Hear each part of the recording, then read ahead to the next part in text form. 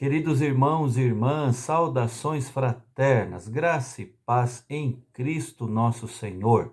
Vamos iniciar o nosso momento devocional desta terça-feira cantando ao nosso Deus um hino do nosso inário, um hino muito bonito, que na verdade é uma oração cantada, o hino 121, que diz: mais pureza dá-me, mais horror ao mal, mais calma em pesares, mais alto ideal, mais fé no meu mestre, mais consagração, mais gozo em servi-lo, mais grata oração. Tudo isso e até o que consta das demais estrofes são coisas que eu e você fazemos, mas que sozinhos nós não conseguimos fazer. Por isso essa oração: Senhor, nos dá isso, nos dá mais pureza, mais calma nos momentos difíceis, mais consagração de vida. Vamos cantar, irmãos, hino 121 dos nossos inários.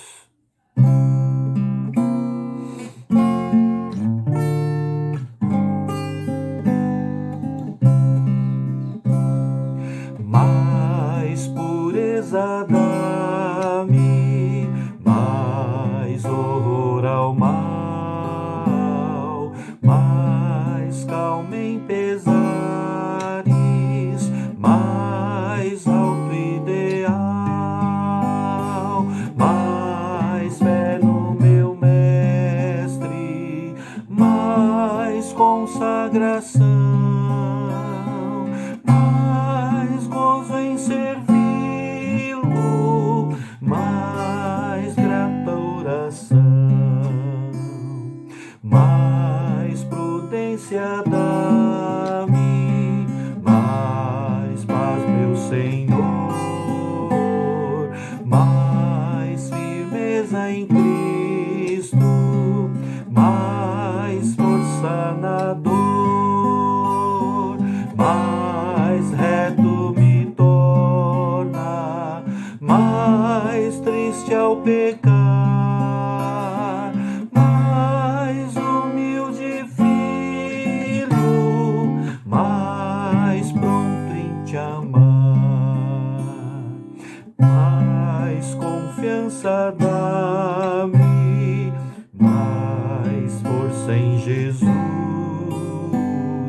mais do seu domínio, mais da sua luz, mais rica esperança, mais obras aqui, mais ânsias da glória, mais vida em ti.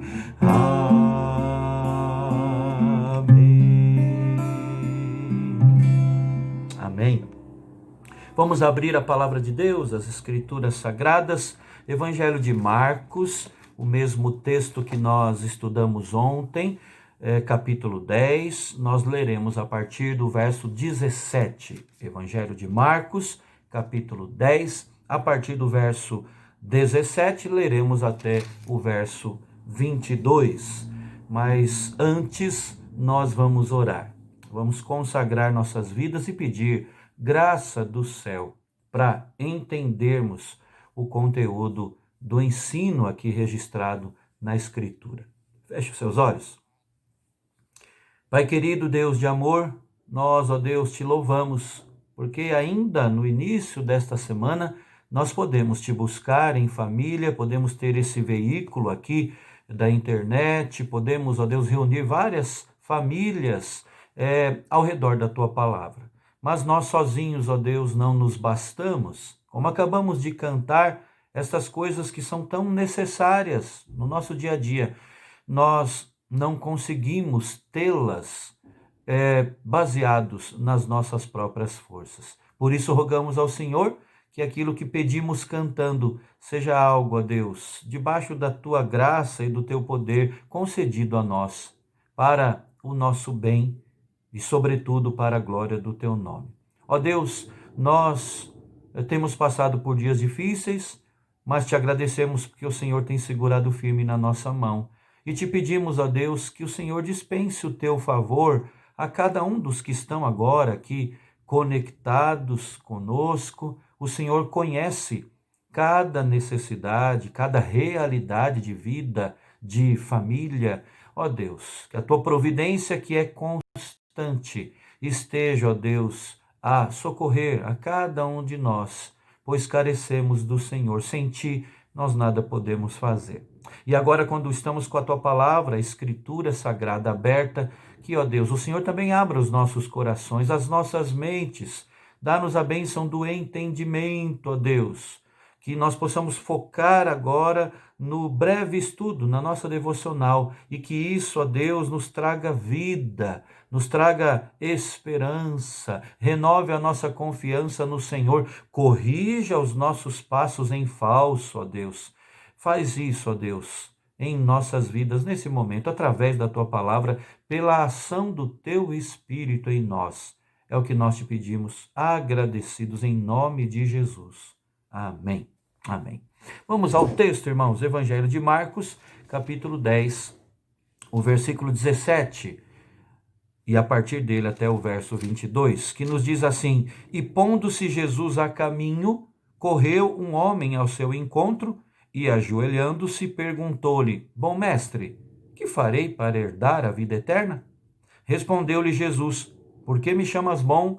Ninguém é bom senão um, que é Deus. Sabes os mandamentos: não matarás, não adulterarás, não furtarás, não dirás falso testemunho, não defraudarás ninguém, honra a teu pai e a tua mãe. Então ele respondeu: Mestre, tudo isso tenho observado desde a minha juventude, desde a minha meninice. E Jesus, fitando-o, o amou e disse: Só uma coisa te falta. Vai, vende tudo o que tens, dá-o aos pobres, e terás um tesouro no céu. Então vem e segue-me. Ele, porém, contrariado com esta palavra, retirou-se triste, porque era dono de muitas propriedades. Irmãos, nós já começamos a analisar esse texto ontem, né, em nossa última devocional, o encontro de Jesus com esse jovem rico, mas insensato. Rico e insensato porque nós o vemos com uma grande angústia, angústia que o leva até Cristo, ele vai correndo, que não era comum, nós já falamos sobre isso, né?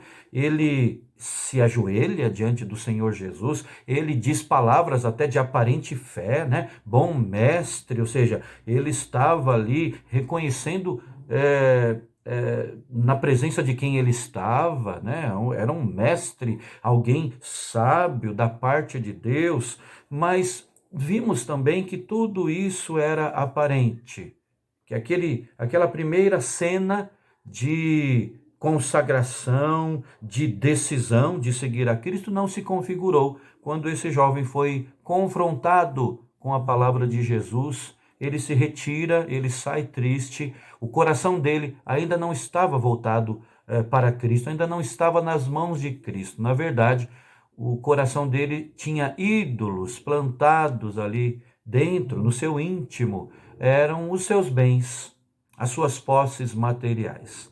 E nós falamos sobre isso no nosso último estudo. Dando sequência hoje aqui, eu gostaria de analisar esta mesma situação, o encontro de Jesus com esse jovem, mas colocando aqui, irmãos, que realmente seguir a Cristo não é tarefa fácil.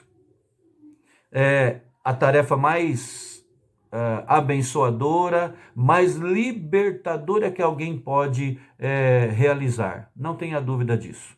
O caminho da fé, o discipulado, o sermos discípulos de Jesus, é algo que não tem comparação, é incomparável, não é? No entanto, não é fácil. Exige, sim, uma grande abnegação.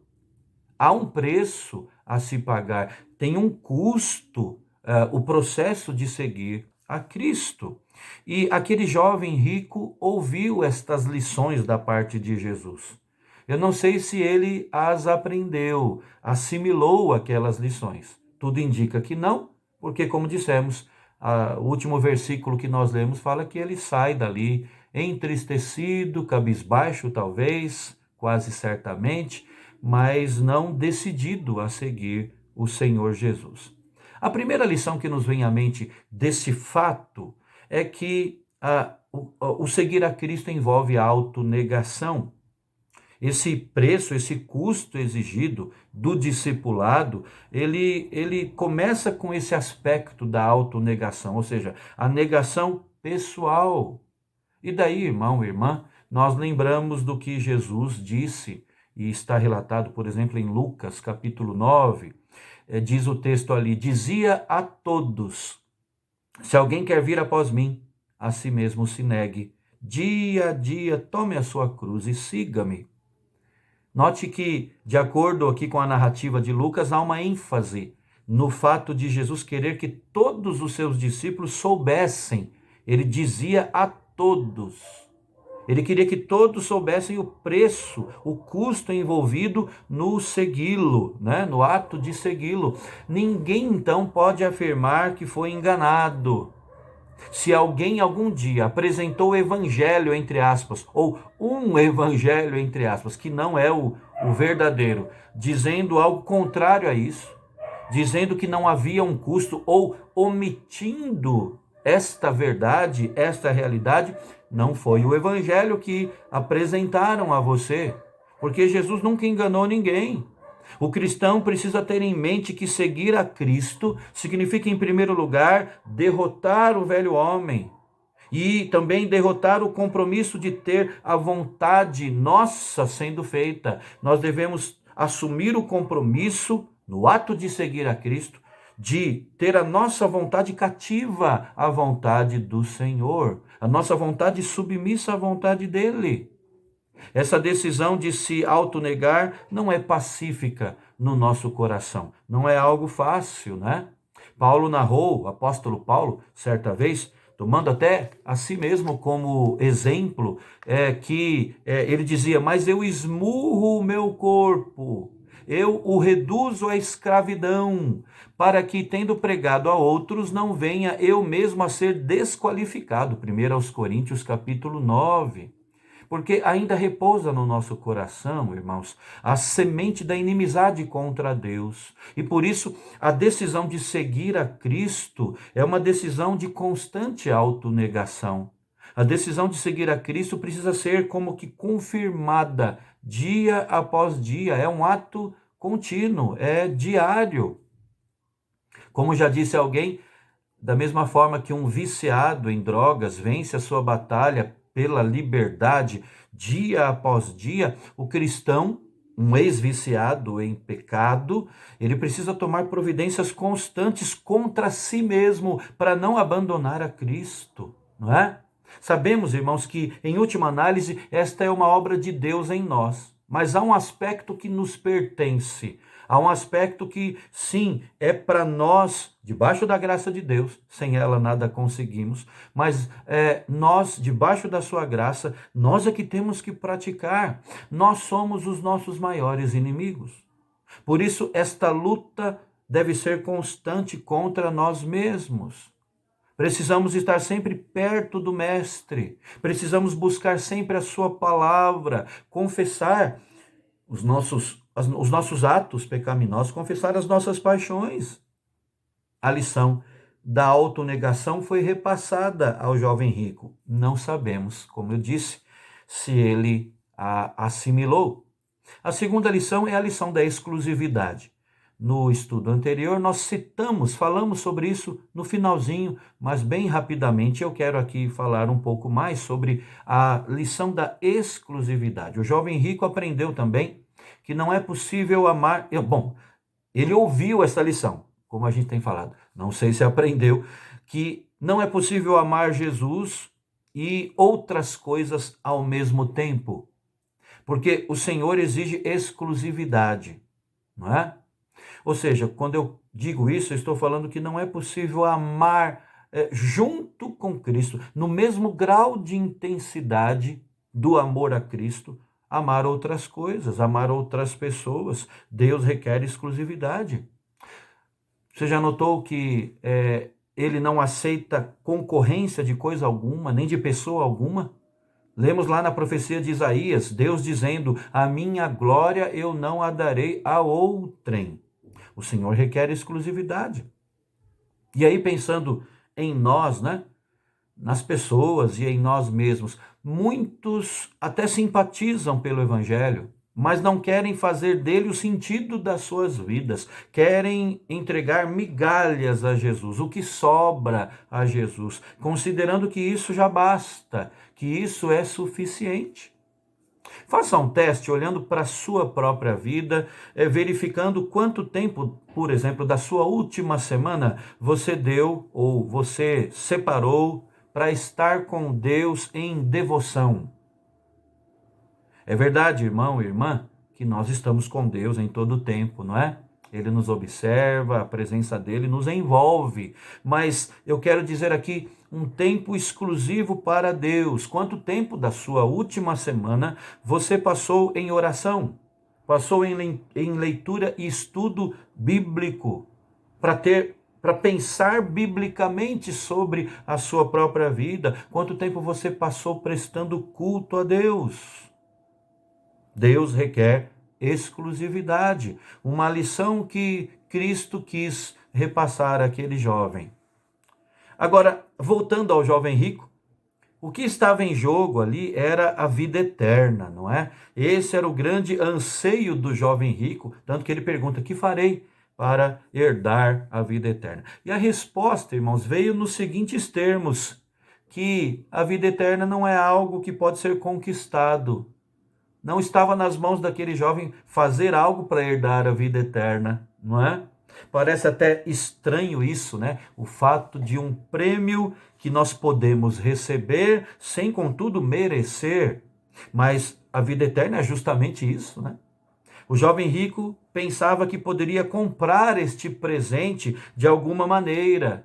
Tanto que no texto paralelo do Evangelho de Mateus, capítulo 19, que conta a mesma história do jovem rico, é lido ali o jovem falando assim: que farei eu de bom? Repare nisso. Que farei eu de bom para alcançar a vida eterna? Não é curioso isso? E não é tão comum isso, né? No entanto, a Bíblia é clara ao ensinar que, por melhores que sejam as nossas obras, as nossas boas obras humanas, elas não acrescentam nada para sermos justificados diante de Deus. A salvação vem pela graça de Deus, é mediante a fé, dada também por Deus. Caso contrário, alguém como o jovem rico poderia até se orgulhar de ser salvo, né? Irmão e irmã, as nossas boas obras ou as nossas boas ações são chamadas na Bíblia de trapos imundos, trapos de imundícia. Não há um justo sequer, diz a Escritura. Enquanto aquele homem depositava a confiança nas suas boas obras, que farei eu de bom para alcançar a vida eterna? A Bíblia vai na direção oposta, ao nos ensinar a desconfiar de nós mesmos. Desconfie de você mesmo. Davi, o rei Davi, certa vez escreveu, né? Salmo 19, versículo 12. Quem há que possa discernir as próprias faltas? Absolve-me das que me são ocultas. O jovem rico não parou para pensar no quanto ele estava equivocado na sua autoanálise. Mestre, tudo isso eu tenho observado desde a minha meninice, desde que eu era criança. Ele estava enganado. Ele realmente pensava o que muitos crentes superficiais também pensam a respeito de si próprio até hoje.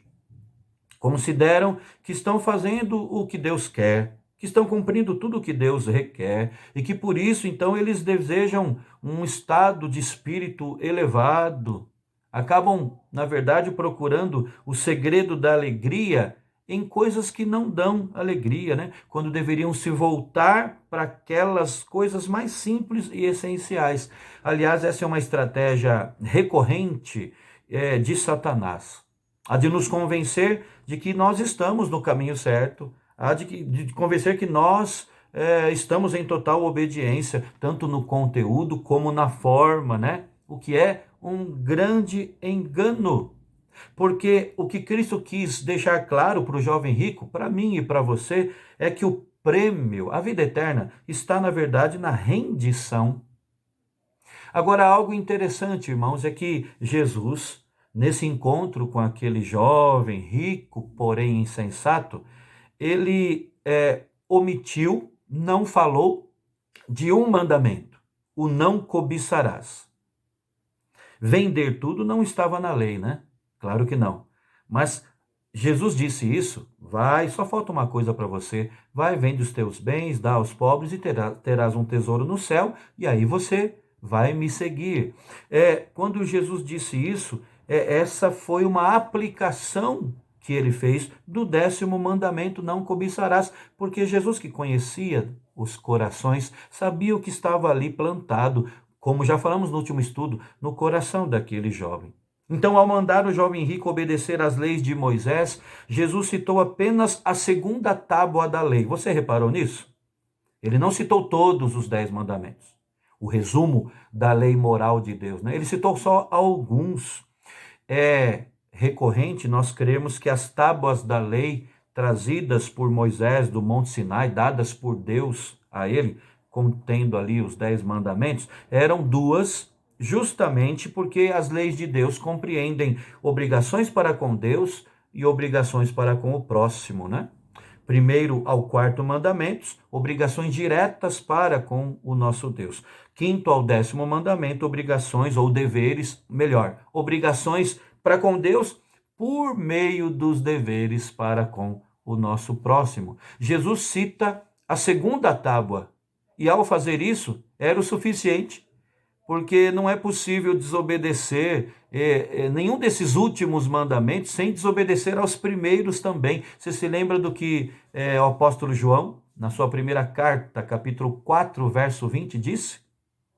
Aquele que não ama seu irmão a quem vê, como pode amar a Deus a quem não vê? Ou seja, se eu quebro qualquer um desses últimos mandamentos, a 2ª tábua da lei, deveres para com o próximo, eu não consigo também, então, amar a Deus. Sermos confrontados com a necessidade da obediência à lei do Senhor deve ser algo, irmão, que nos leva à lona. A semelhança de um lutador que sofre o nocaute ali, né? Que é nocauteado. A lei deve nos mostrar o quanto nós somos frágeis. Esse é o papel da lei. O quanto nós somos miseráveis mesmo. O quanto somos, na verdade, merecedores da ira de Deus. A lei tem essa propriedade, né? Nos mostra quem somos, a nossa miserabilidade, a nossa pecaminosidade e nos conduz a Cristo. Cristo é a salvação, Cristo é o Salvador, né? A lei revela, então, o padrão elevado de Deus, que eu e você, por nós mesmos, nunca conseguiremos atingir, e depois ela nos mostra Cristo. Jesus mostrou isso na prática. Ao enumerar ali os mandamentos, ele deixou o 10º mandamento de fora, mas fez uma aplicação com base no 10º mandamento, não cobiçarás, né? Ele disse, sabes os mandamentos?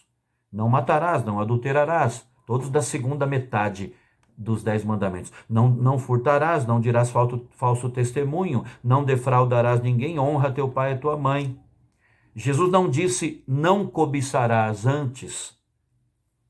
Na verdade, ele disse com a aplicação que fez, fazendo esse teste muito prático, para que aquele homem percebesse ali o quanto o seu coração estava voltado, estava cobiçando aquilo que na verdade não era importante, estava cobiçando as coisas materiais. E o texto termina dizendo que Jesus, fitando-o, o amou e disse, só uma coisa te falta. Não é curioso isso? Alguém que não tinha ainda assimilado, não tinha entendido as coisas, mas o texto fala que Jesus, fitando-o, o amou. Até por isso, alguns pensam que aquele jovem que ainda naquele momento não deu mostras de verdadeira transformação do coração, mas alguns, por essa palavra que diz que Jesus, fitando o amou, entendem que posteriormente a ficha caiu, o entendimento do céu veio, a sabedoria de Deus fez parte do seu coração, e aí então ele teve os olhos abertos para compreender e de fato seguir a Jesus. Quem sabe? Não é? Mas o texto diz que Jesus, fitando, o amou e disse: só uma coisa te falta. Vai, vende tudo o que tens, dá-o aos pobres e terás um tesouro no céu. Então vem e segue-me. Eu quero terminar a nossa devocional de hoje fazendo uma aplicação. E tem a ver com a autonegação, não é? Jesus disse ao jovem rico: só uma coisa te falta. Você não está negando a si mesmo. A autonegação faz parte da sua vida diária, meu irmão e minha irmã. Se não faz, ligue o sinal de alerta. A decisão de seguir a Cristo deve ser, como dissemos, deve ser confirmada diariamente. É uma luta constante contra nós mesmos. Temos outros adversários. O mundo sem Deus que nos cerca, o nosso inimigo, chamado assim na Bíblia, Satanás, o adversário das nossas almas, mas o principal talvez seja nós mesmos, a nossa natureza pecaminosa. Portanto, seguir a Cristo requer autonegação, luta constante, diária contra nós mesmos. Mas você pode dizer aí: não tenho problema com isso não. Essa luta aí, eu não faço ideia do que seja. Para mim é muito suave. Então, ou você é um cristão superficial, ou você ainda não é um cristão. Não entendeu ainda o que significa seguir a Cristo. Lucas 9:23, citamos agora há pouco. Jesus diz, e dizia a todos: se alguém quer vir após mim, a si mesmo se negue. O jovem rico, pelo menos é o que relata, neste momento ali ele não negou a si próprio. Retirou-se triste, porque o seu coração estava voltado para outras coisas, estava em outras coisas e não em Cristo. Pense nisso, irmão e irmã, e vamos nos consagrar a Deus em oração, intercedendo sim uns pelos outros, mas também rogando por nós mesmos. Senhor, eu quero segui-lo, eu quero negar a mim mesmo e seguir a tua vontade para a minha vida. Que Deus abençoe poderosamente a sua vida, a sua família. Até o nosso próximo estudo, a nossa próxima devocional, se assim Deus desejar.